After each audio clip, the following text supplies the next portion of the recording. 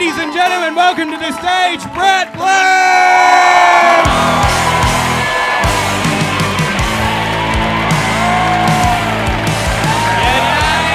Legends! How we all going? We're good? Oh my God, I'm excited you guys are here. I want you to enjoy my motorbike because I had to fucking drag it up that stairway myself today. I wonder if Bill Burr did that in his comedy special. I doubt it because he can pay people to do shit. Guys, I'm excited. Who here is pumped? Yes! I'm excited because one of the last gigs I did before the lockdown, ladies and gentlemen, I was savagely heckled. Can you imagine that? Someone looked at me and goes, fuck, I've got a few things to say here. I'll be honest with you, it happens all the time, mainly out of car windows, you know. I get a lot of feedback, right? But I was at Adelaide Fringe. Who here has been to Adelaide Fringe before? Give us a cheer. Yeah. Right, if you haven't been, don't fucking go, right? It's awful. It's full of theatre dorks, circus nerds, just Cambridge fucks living off their dad's credit card, right? Every year, there's the same 47-year-old bloke, right? He's got a flute. He's like, it's like, mate, you're 47. Give up the arts, you know what I mean? Open up a spreadsheet, pick up a shovel, start contributing, right? So I was at Adelaide Fringe. I was savagely heckled, right? And if you haven't been to Adelaide Fringe before, there's rides, there's attractions, there's carnival folk, you know, there's sideshow alley going on, there's dodgem cars, there's all that at the back, right? I go to grab the microphone. This guy at the back just goes, hey, mate, if you're here, who's looking after the Ferris wheel?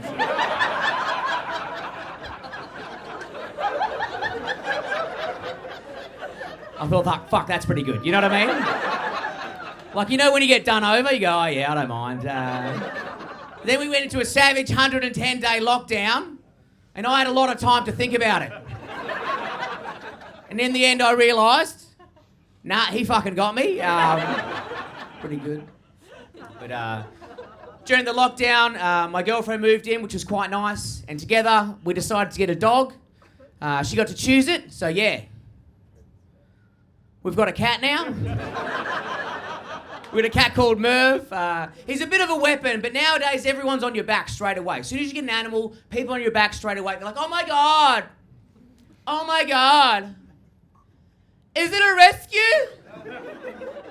Is it a rescue animal? Did you save it? It's like, nah, I paid full price, you know? Like, do you know how hard it was to get a rescue animal during a global pandemic?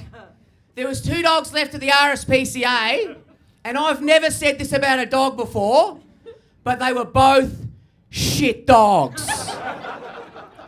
It was like a greyhound that had never won a race before, or a pit bull that had more flashbacks than my granddad, and he's been in a world war. It's like, oh yeah, I'll grab the pit bull with trauma, thanks, yeah. No, that sounds like a great idea. I might have a victory nap after that great decision. Yeah, nah. Have a nice little nap. What could go wrong here? Ah! Get it off!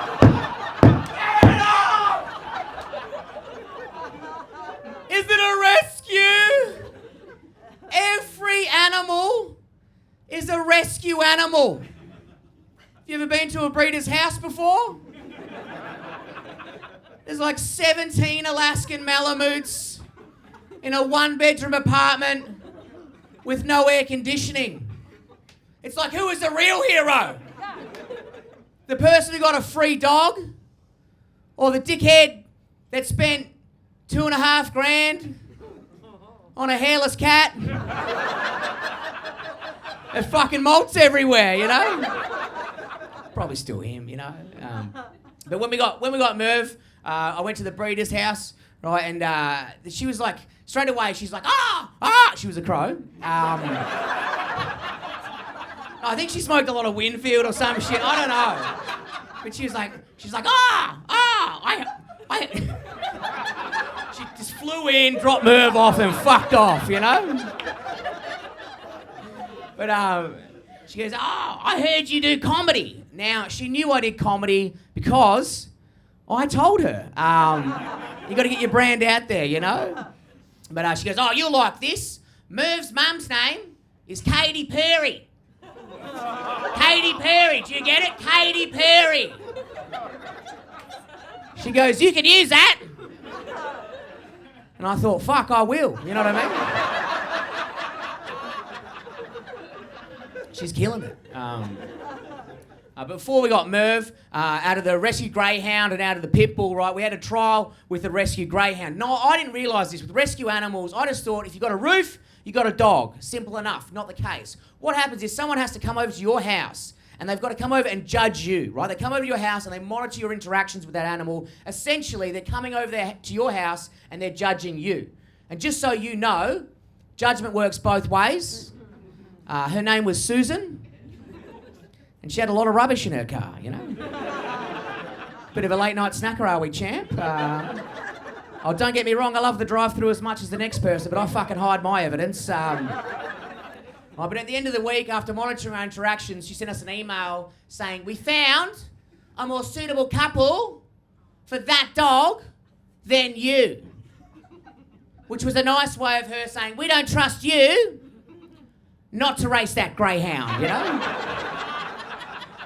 Because the last time that greyhound saw someone who looks like me, it was definitely shaking the cage, you know? It was like, come on, mate! One more win at death, get a fucking new jet ski, you know?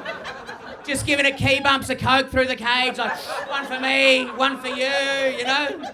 Just kicking the cage. Oh, it's an awful industry. I don't support it. But I've definitely gambled on it before, though. We all have, grow up, right? But now when I see people with rescue greyhounds, I see their happiness. I think their happiness could have been my happiness. I feel like they've robbed me of my happiness somehow. Like if I see them, they're walking around. They're always walking at Fitzroy, some fancy suburb somewhere. They've got the soy latte. They've got the rescue greyhound. Like, it's a rescue. It's like, no one fucking asked, mate, you know? Walking around, patting themselves on their back, wondering where their Victoria Cross medal is, right? I get wound up. I think that happiness could have been my happiness. I see them from across the road. I just start yelling at both of them, you know? I'm like, oi! Oi! Is that Magic Mike? Race 7? Bendigo? That fuck owes me money! Start running after him and the dog. Oh, now can fucking run, can it? Yeah, I'm a psycho. If you think this is going to change from here on in, it's not. It gets louder. But I am a psycho, which is why it was hard. Like when I first started, I'm currently seeing my partner Fiona. She's at the back. Give her a big round of applause. Yes! Man, I love her, right? But it was hard at the start of the relationship because I've got to fucking push my personality down. You know what I mean? You don't want to see that guy like, oh, is that fucking Bendigo? You don't want to see... No one wants to see him on date one, do they, you know? But everyone at the start of the relationship has to hide their personality. But everyone plays that fun little game at the start of every relationship, you know, the fun little game we all play. It's called Hide Who You Really Are. So you're both too fat to do anything about it, you know? We all play that game. But she was trying to get me to try new and exciting things. Nothing ever sexual, whatever. No, trying to get me to try new and exciting things, you know, because I like the same thing. You know, I like bars that have the big buck hunter machine, right? If the bar doesn't have the big buck hunter machine, I'm not fucking interested. But she was trying to get me to open my mind. She's like, Brett, let's go to Melbourne. Oh my God, we're in Melbourne. Let's go down some hidden laneways. Like, ooh, let's go explore some laneways. Ooh, let's go have a soy. Ooh, let's go down a laneway and sit on a milk crate. Ooh. It's like I've worked construction for 10 years. I don't want to fucking sit on another milk crate, you know what I mean? Like my ass is permanently in that fucking configuration, whatever that is, you know? Like if I was to pull my pants down right now, you'd be like, fucking hell. Is he wearing fishnet stockings? You know what I mean? This goes all the way down. And also, I'm from Perth. You don't want to go down an alley in Perth. Nothing good happens. Only two things happen in an alley in Perth. Either you get coward punched, or you just see the hottest girl from your high school just doing a piss behind a bin, you know? She's had 17 cruises. She's fucking spraying like it's her territory, you know? Nicole, is that you? Hit me up on the gram. I'm around. I was like, you know, I'll try and open my mind a bit more, you know? And Fiona's like, oh my God, let's go to a hidden bar. Let's go to a hidden bar. Now, if you don't know what a hidden bar is basically a bar that hides its best feature from you, right? It hides the fact that it sells alcohol. It's like, why would you hide your best feature? It's like if you saw me on Tinder and I got my mullet pulled back, you know? Like, why would you do that to yourself? Just let the fucking phoenix soar, you know? Let it soar, just let it, like the crow, just take off, you know? Just let it soar. I was like, all right, I'll go to this hidden bar. Now, also, wasn't that hidden? Found it on Google. Doesn't matter. Push your personality down. Push your personality down. So we get there, and this bar's trying to pretend like it's a butcher. Oh, 2 sirloins, thanks, mate. Got me. So there's like a meat counter here, and then there's just a full bookshelf just right here. Just a full bookshelf, right, meat counter, full bookshelf. It's like, oh, I wonder where the door is. It's like I went to TAFE, I could see the fucking hinges, you know? Also, how many butchers you know fucking read? Zero. Personality down. Personality down. I'm having a lovely time. The guy who was working behind the counter. Now, I don't know how to describe these people because I don't own a thesaurus, right? But he's like one of those guys, you know, to me, everyone's on $22 an hour. We're all on $22 an hour. You're on $22 an hour, I'm on $22 an hour. Like, I know one guy's on like $27 an hour, but he works in the mines. It makes sense, right? But the guy behind the counter was on $22 an hour, $22 an hour, but he was trying to pretend like he was on $36 an hour. You know what I mean?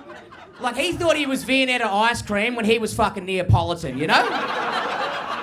It's like, mate, I know exactly who you are. So this guy comes up, and he brings us over. Oh, just this way, guys. Right, takes us through the bookshelf. What are the odds? 110%. And as we walk into the table, he kind of shimmies me off to the side and goes, oh, just so you know, sorry, mate, just so you know, on average, most of our drinks are above $25. I was like, just so you fucking know, I'll be calling my mum. That's a lot of money, you know what I mean? It's like, Mum, I got leprosy again, send some cash, you know? My foot's fallen off, help me. I'm like, yeah, man, whatever. Push the personality down, don't snap at him, you know? So we walk all the way up to the table, we sit down, and he goes, I'm sitting there next to Fiona, it's one of our first dates, and he goes, look, we got 127 different types of gin. We've got a cheeky little number all the way from Osaka in Japan. Which region of Japan would you like to explore today? I was like, have you got anything from northern Queensland? He's like, do you mean Bundy? He's like, hell yes, brother. Read the room, you know? So I got a double Bundy on the rocks because I'm an animal, right? And Fiona got the fancy gin from Osaka. I was really excited. But before he left, I said, mate, just before you go, where's the bathroom? He goes, oh, it's a fun little game. It's a fun little game we like to play here. The bathroom is actually hidden behind one of these other bookshelves around the venue. I was like, mate, I'm already dyslexic. Do not give me another reason to want to piss on a book, you know? I will do it. And he's like, oh, it's that one over there. I was like, thanks, champ, mate. You know, go to the bathroom, come back. We kill the neck, our drinks. I was like, we got to go. Let's go somewhere else. Let's go somewhere different with a big buck hunter machine. Right? So the guy, I flagged the guy to come over. He comes over. He brings the black checkbook down, right? You know, he puts it on the table. He holds the black checkbook. Same guy, of course. Where else would he be? He holds the black checkbook down, looks directly into my eyes, and goes, mate, on average, most people leave a $20 tip. I was like, fucking hell, puts the personality down, push the personality, like, no worries, mate, thank you, bye. Push the personality down, right? So I put the money into the book, right, and I started walking up to the counter. He was standing there. Where else would he be? He was standing there at the counter, and I put the checkbook down on the table. I said, oh, the $20 tip's in the book, right? And he quickly opens it and goes, oh, mate, excuse me. There's no $20 tip in this book. I was like, not this black book. One of the others around the venue, thanks, champ. It's a fun little game I like to play. It's called Go Fuck Yourself. But I love my girlfriend. She's great.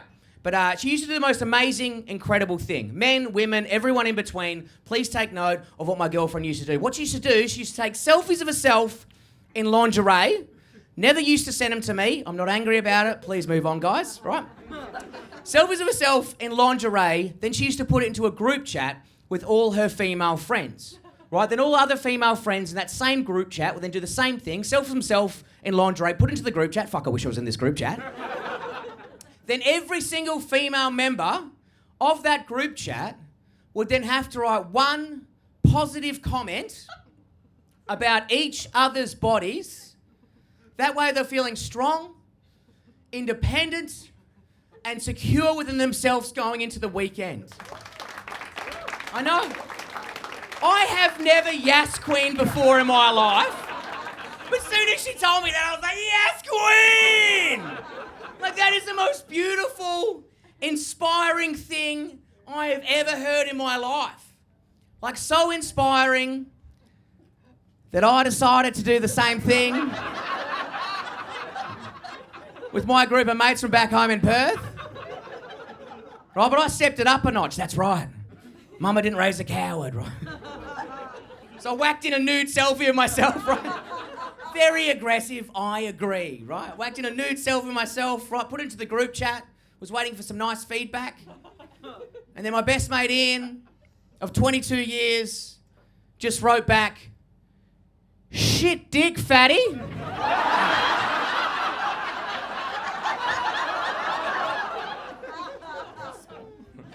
Then my other mate Joe just super zoomed into my penis. And now that's the image for our group chat. So, if anyone knows how Facebook works, I would really like to delete that.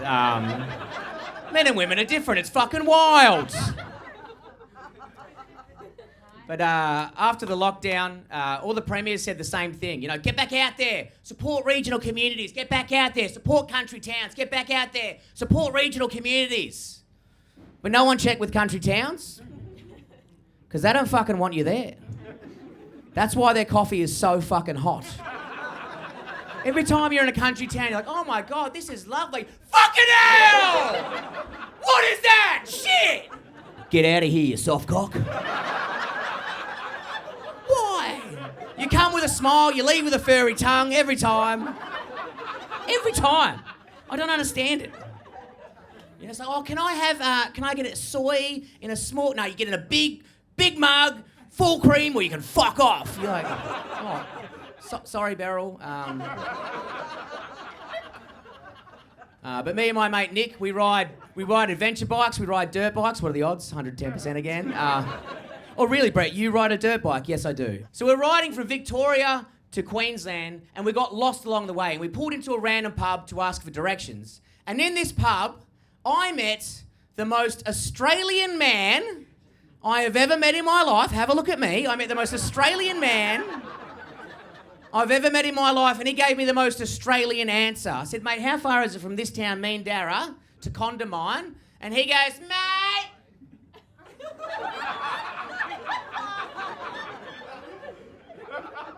it's about an 8-can journey. Cool. Like, how good is that, you know? You just fuck off kilometres, just start speaking tinny, you know? But I didn't want to look like a dickhead in front of this guy. I was like, 8-can journey, you know, trying to figure it out. 8-can journey, most people drink 2 beers per hour, therefore it's like a 4-hour journey. I was like, oh, mate, is it just 4 hours up the road? He goes, nah, mate.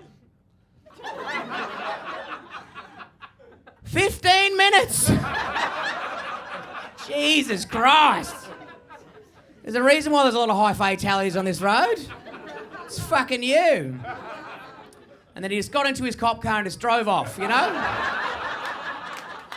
Oh, they're above the law, aren't they, the dogs? Any of you rats in here this evening? If there are, my name's Dave Hughes. Thank you. Hughesy can afford it, don't worry. So we kept driving up, and we eventually got into New South Wales, and we had to pee, right? So we stopped, we had a random pub, and we were peeing at this urinal next to each other, and this guy comes up behind us and goes, "Ah! Ah! Ah!" Bet you don't get that in the city.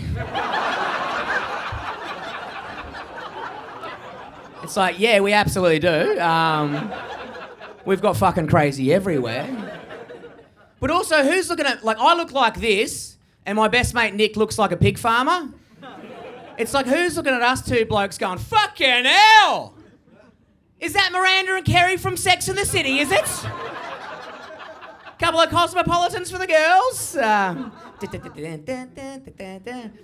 know the theme song. I love the show. I love the show. They talk about growling ass. It's great. Anyway, new season's dog shit. Bring back Samantha. I've said my piece.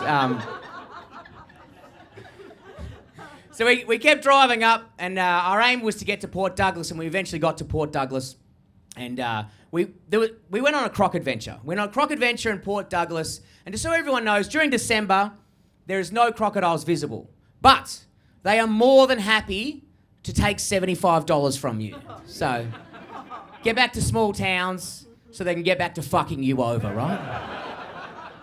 We were on this croc adventure, and right, we found our own adventure. I noticed on this boat there was a grandfather, he was a father, he had all his grandkids around him. And I noticed on the side of his neck, he had the tattoo, 69.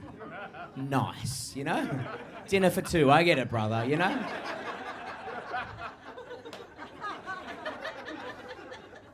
But then I noticed he had like a real skinny neck, you know? And that made me think, like, how much of a fan of a 69 really is this guy?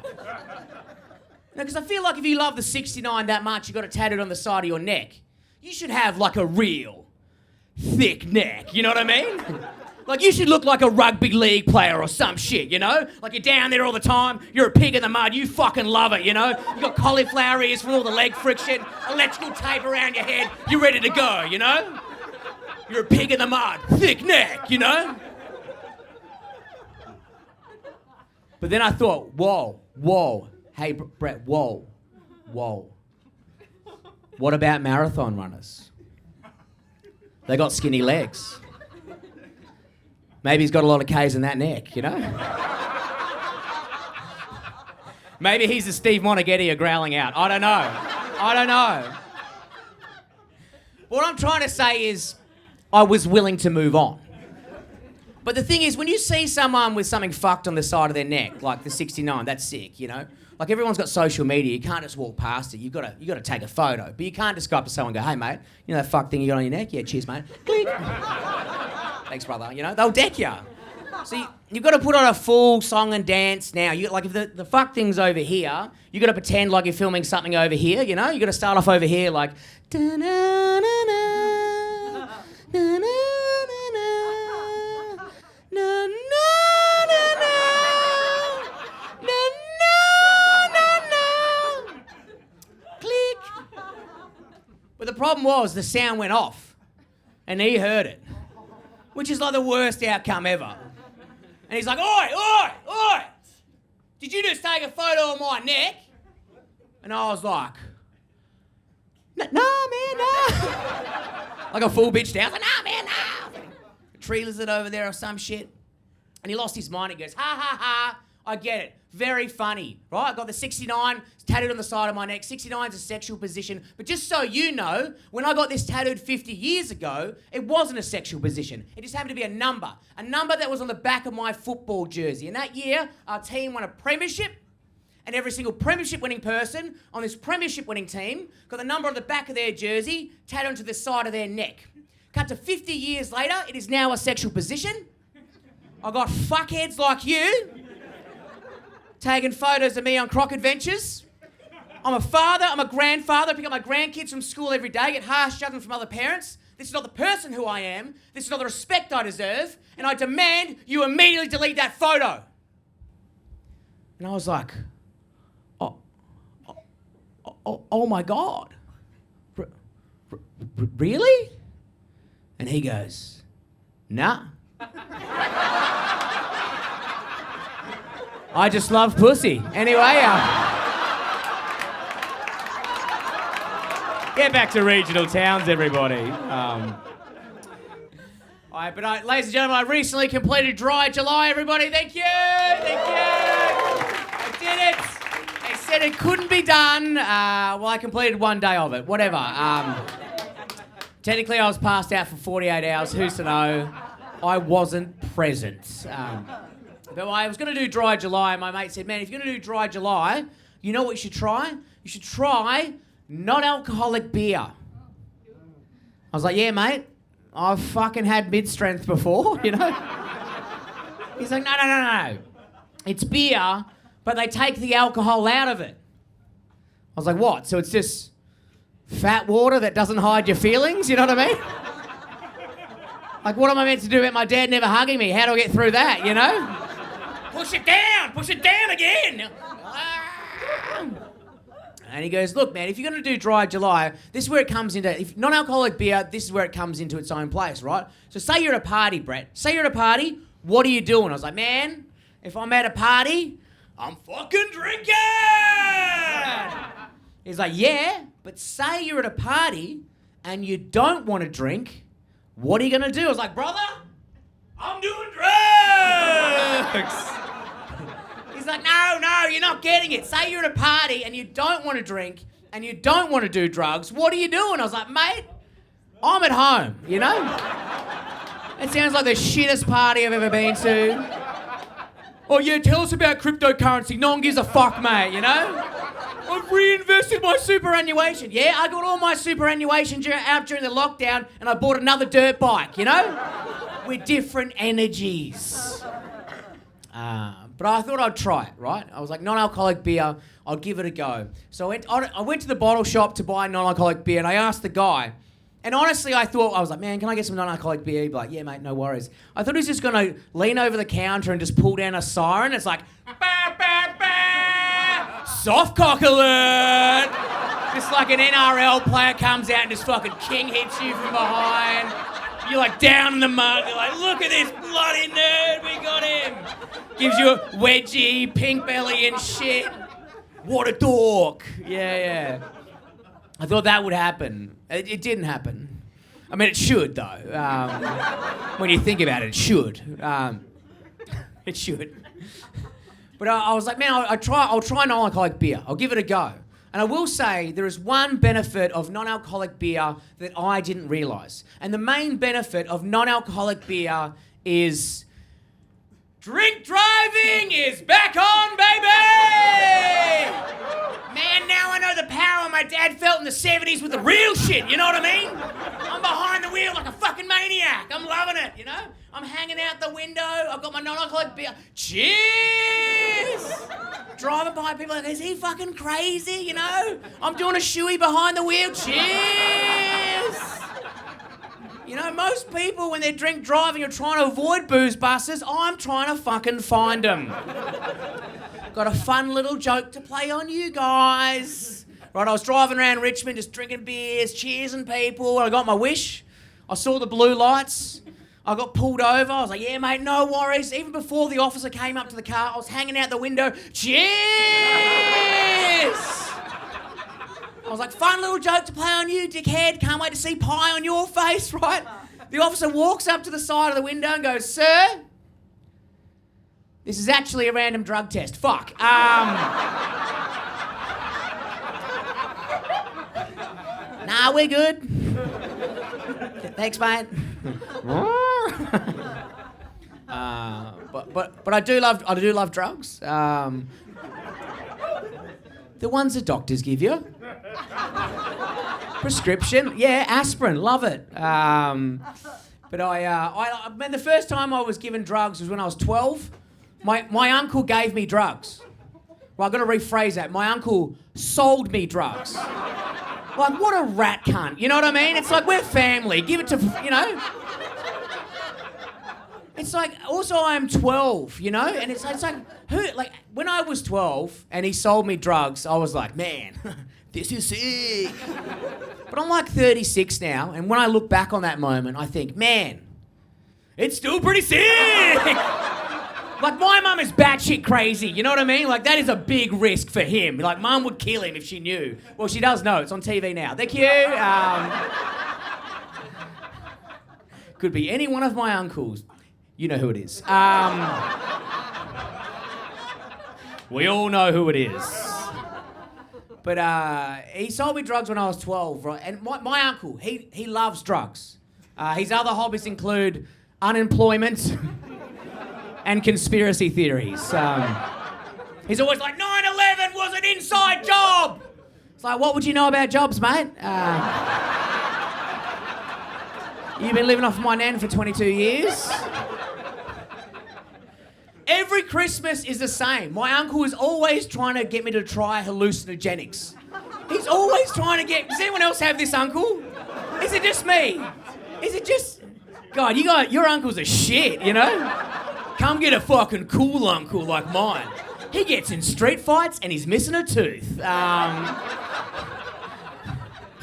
He's every year at Christmas, he's always trying to get me to try hallucinogenics. He's like, man, Brett, whoa, man, have you ever done acid? You done acid before? I was like, nah, man, I've never done acid. He goes, man, last time I did acid, I saw sound and I heard colour. I was like, man, that sounds like a fucking panic attack to me. You know what I mean? Like, I don't want to. Like, I like them. Don't get me wrong. I like drugs that make you so high that you think Pitbull is the best artist in the world. You know what I mean? Or I like drugs that get you so stoned that you think Adam Sandler's Little Nicky is the best film ever made, you know? It's deep. Think about it. His dad's down a drain and shit. It's crazy. I love it. Right, they're the two reactions. He's like, oh, yeah? Yeah? What about shrooms?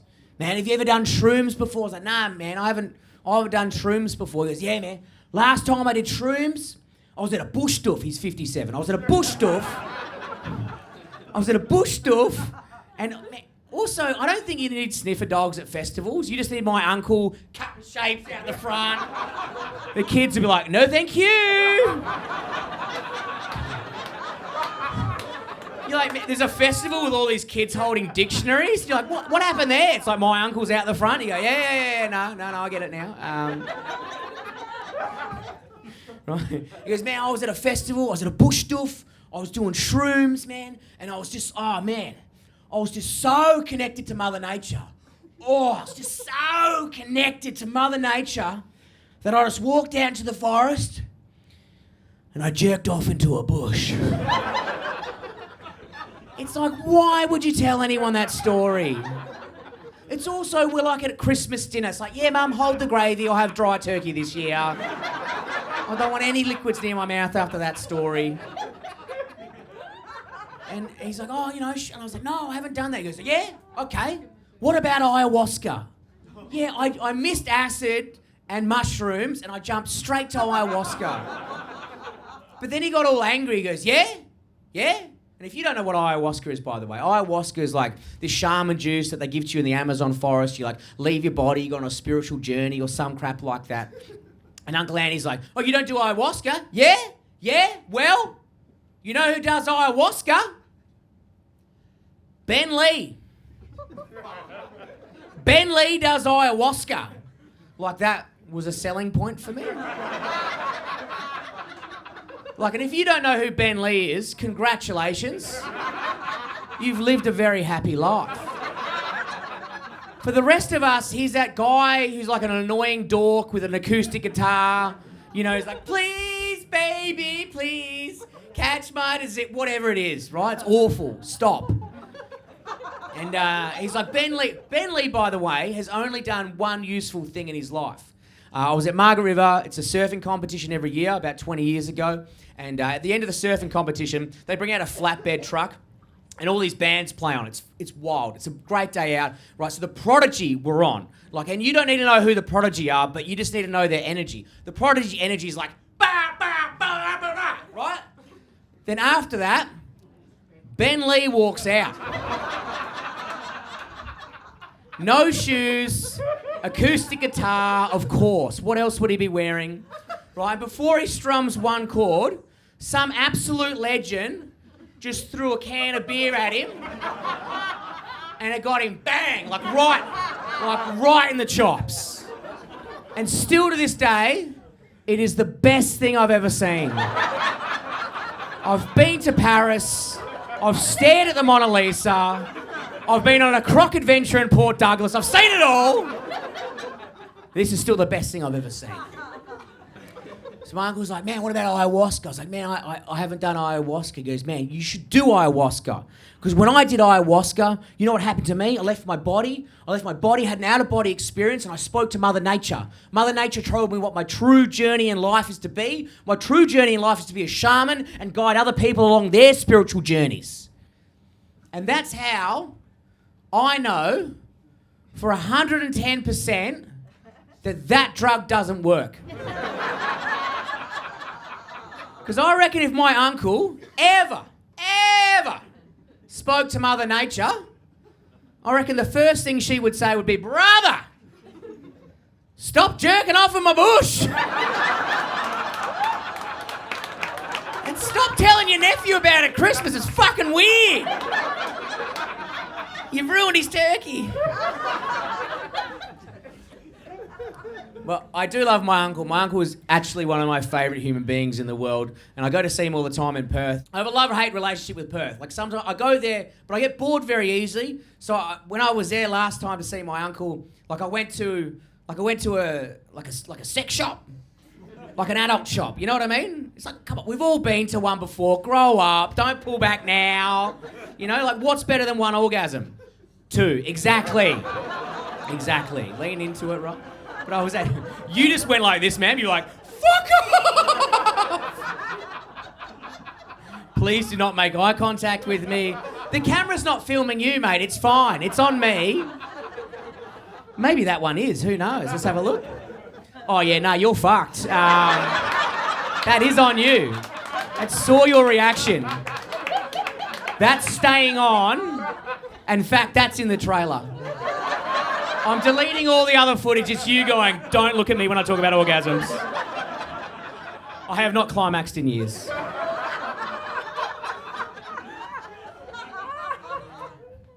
I'll cut that out. I won't. So I went to a sex shop. I hadn't been to a sex shop in a long time, like an adult shop. And I love how sex shops have changed nowadays. You know, like if you went back to the sex shop in like the 90s, if you went there, everything in there was made by men for women.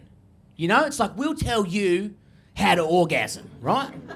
But when you used to rock up there, there'd just be like, everything in there was just like a big veiny dick, you know what I mean? Like, honestly, it looked like something you'd hire from Kennards or some shit, you know? It was probably two-stroke, you know? You had to start it up like a fucking lawnmower, like, what over there? Shit, you know what I mean? Like, it could maybe give you an orgasm, but it could definitely remove tiles and grout, you know what I mean? Just, shit, you doing a home reno? Fuck yeah. Like, the only thing that thing has ever made come before was Scotty Cam, you know? Scotty saw that, it's like, fuck, 2 in the Marloo now, that is sick. Get that on the block. But now when you go in there, it's great because everything in there is made by women for women, which makes absolute sense. But when you go in there now, like everything kind of looks like a prop from Avatar or some shit, you know? It's all like silver and it's not like that. It's like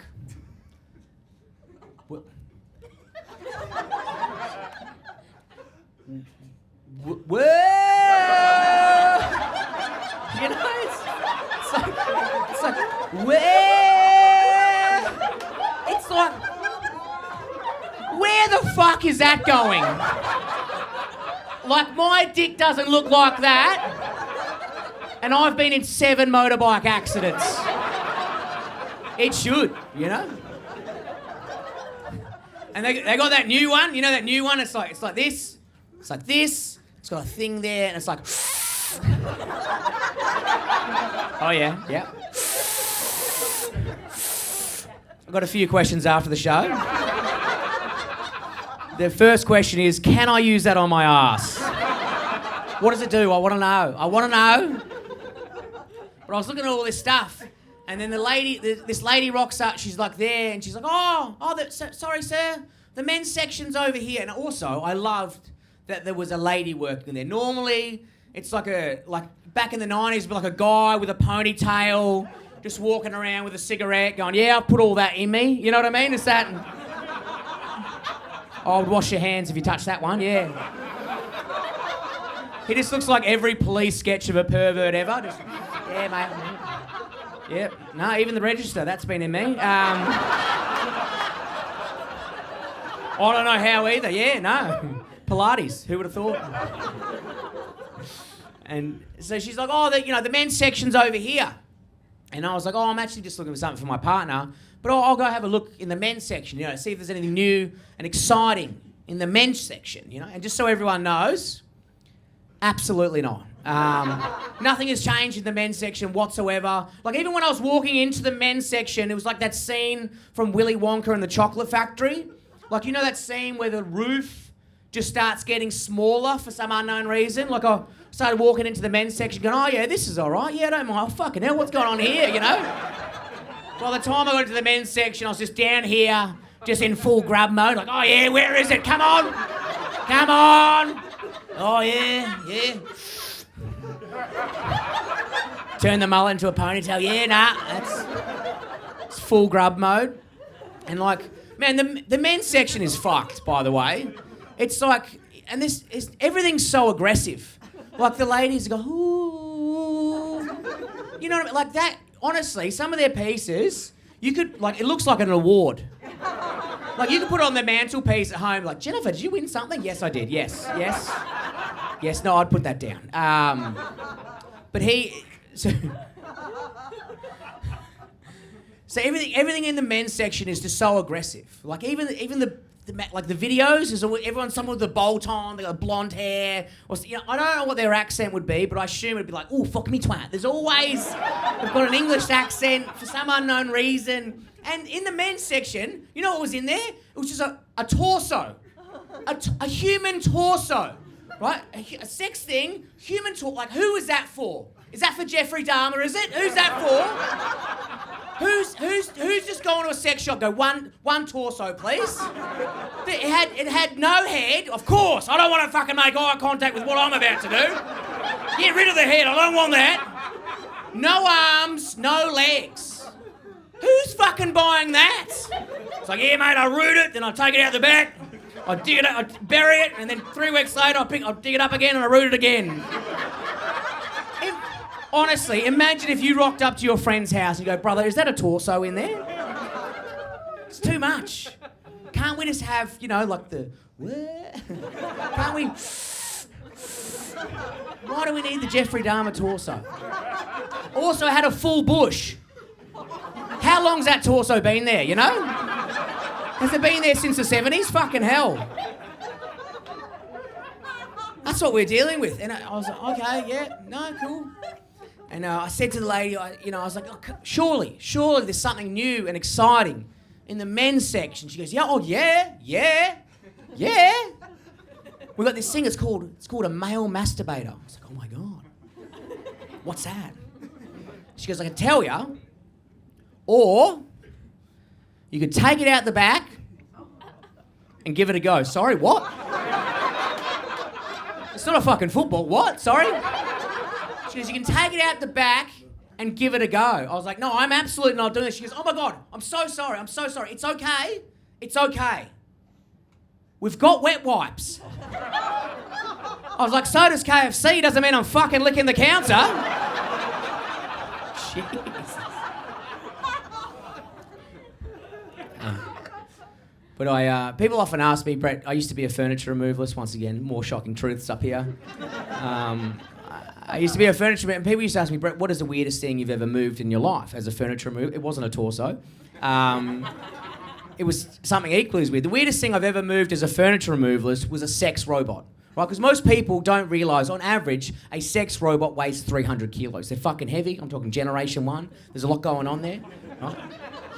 So we had to rock up to this guy's house. Me and my mate Lawrence, we're moving it, and the best part of the day was he was trying to pretend like the thing that we all knew what it was wasn't the thing that we all knew what it was, hence making him not a pervert, right? So we rock up and he's like, yeah, nah, yeah. Yeah, nah, no, I'm just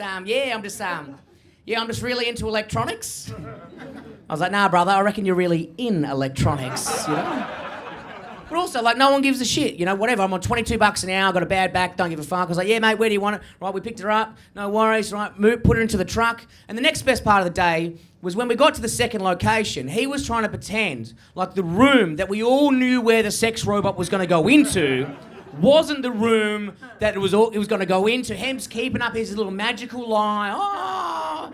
And he's like, oh, yeah, boys, no worries. Just whack her in the lounge room. You're like, yeah, mate, no worries. $22 an hour, got a bad back. Who gives a fuck? Yeah. I'll whack into the lounge room. No worries. Yeah, just want to sort out the payment. Thanks, champ. Oh, the lounge room? That's a bad spot. It's a bit of a tripping hazard. Is it? Is it a tripping hazard there? Is it, champ? Yeah, mate, better whack her in the kitchen. Yeah, no worries, mate. $22 an hour, got a bad back. Got fucking better things to do. Just want to go home and have a fucking beer, whatever. Put her on the table, and he goes, oh, the kitchen table? Yeah, I make a lot of sandwiches there. Do ya? Do you really, mate?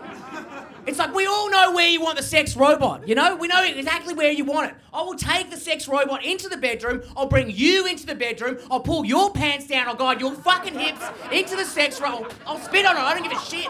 I'm on $22 an hour. I've got a bad back. I just want to go home and have a beer, you know? It's like no one cares. No one cares what you're into sexually, as long as it's consensual, as long as everyone's having a good time. No one gives a shit. If that was my sex robot and 2 furniture removalists rocked up, I would own the living shit out of it. I'd be like, boys, guess what? Doesn't matter which end you grab it from, I've done some absolute chaos. This robot's starting weight was 300 kilos. Now it weighs 305. Yes, it's a cum joke. Move on. Just own it. No one cares. Just own it. Right? I once moved a 97-year-old man. A 97-year-old man, sweet as a pea. Wanted to kiss him, right? Loved him, right? I moved a set of drawers for this old man. I moved the set of drawers, right? I hit a curb. Top drawer came out. Dildo flung out. He wasn't like, oh, it's an electric toothbrush. He just looked me dead in the eyes and said, you don't want to die with regrets. Like, hell yes, brother. That's where your G-spot is located. Do not be shy. But I'll leave you on this. Thank you very much for coming out tonight, guys. I really do appreciate it. I'll leave you with this. During the lockdown, I had to get a new job, and I was working construction. By say I work in construction, I was just throwing shit into a skip bin. But I was working with someone who was significantly younger than me. And when you work with someone who's significantly younger than you, for some unknown reason, like you kind of still want them to think you're cool, you know what I mean? Like I was working with this young guy called Henry, and like I was always trying to impress him every day. I was like, Henry! Have you got any cool Tarzos, you know? What about a tech deck? Let's do some kick flips after work, you know? I'm like, Henry! What is that? I don't know. Got a fidget spinner and shit. Am I cool?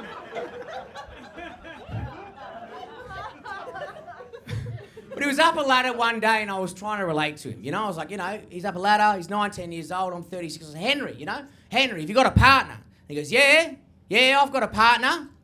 I've settled down. Then he said the weirdest thing to me straight after that. He goes, I've settled down. I've had my peace. I've had my peace. It's like, what are you, fucking Paulie from The Sopranos, you know? Got a sun visor up, espresso. What Henry is trying to say is that Henry has had everything available to him on the sexual hemisphere as a 19-year-old boy, not a man, as a 19-year-old boy. Henry can now settle down because he's had his piece. I was like, mate, I'm 36. I reckon I've had a 16th of the pie, you know? It's probably like a weird number, like a 37th or some shit like that, you know? I got angry at him. I started questioning him. I said, Henry,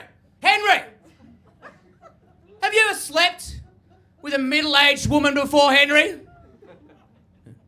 No. Then, son, you have never fucked before, you know? I started getting weird. I started getting deep. I started getting specific. I said, Henry! Have you ever been on Kentucky tour before, Henry? Have you ever been on Kentucky tour in the south of France? Yes, you know it's a wine region, Henry, but that is not why you are there. You're there with your best friend Ian of 22 years. You're at a pool party, Henry. You're at a pool party, Pitbull's playing in the background. Grab somebody sexy, tell them, hey, right. Next thing you know, two French backpackers jump into the pool. One of them jumps on your shoulders. The other one jumps on Ian's shoulders. You're in an arm wrestling fight, Henry. You're in an arm wrestling fight. Next thing you know, she spins herself around. You start exploring her in all her feminine glory with your tongue, Henry. Have you ever been in that situation before, Henry? Have you? No, Henry! Have you ever rocked up to your best friend's house, Ian of 22 years? You knock on the door, but Ian is not available. But his mum answers the door. She is standing there in a shower robe. Next thing you know, a strong gust of wind knocks it off her body. You see her in all her 45 years of majestical glory. Next thing you know, she throws you into the shower. You are hanging onto the shower curtain, and she starts sucking you off like you've never believed, Henry! Have you ever been in that situation before, Henry? Have you?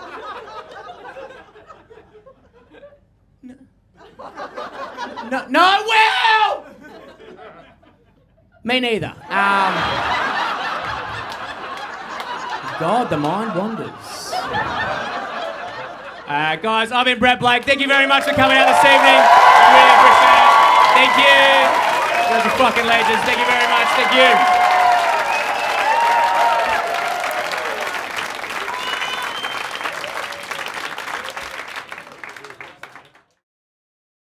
One of my favourite cherished memories of Brett is one time Brett sent me a text, sort of out of the blue, right? It just said, had the dream again. You in the nurse's outfit and me in handcuffs. And my lord, have you ever seen like speech bubbles pop up immediately after like nothing you've ever seen before? Just like, no. Delete that. No. Don't screenshot that. It's like, oh, mate. I got the fastest fingers in Melbourne, mate. You don't know how good I am at screenshot. Got it. Anyway, so that's one of my more cherished memories of Brett. Sorry, mate. I had to sit you up.